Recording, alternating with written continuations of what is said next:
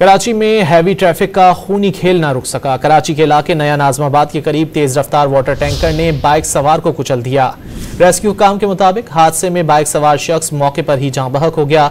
Tanker driver फरार हो गया। पुलिस ने वाटर टैंकर तहवील में ले लिया। मजीद तहकीकात जारी हैं।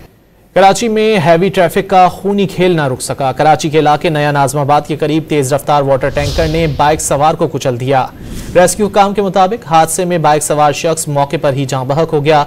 टैंकर ड्राइवर फरार हो गया। पुलिस ने वाटर टैंकर तहवील में ले लिया। मजीद तहकीकात जारी हैं। कराची में हैवी ट्रैफिक का खूनी खेल ना रुक सका। कराची के इलाके नया नाजमाबाद के करीब तेज रफ्तार वाटर टैंकर ने बाइक सवार को कुचल दिया। रेस्क्यू काम के मुताबिक हादसे में बाइक सवार शख्स मौके पर ही जाँ बहक हो गया। टैंकर ड्राइवर फरार हो गया। पुलिस ने वाटर टैंकर तहवील में ले लिया। मजीद तहकीकात जारी हैं।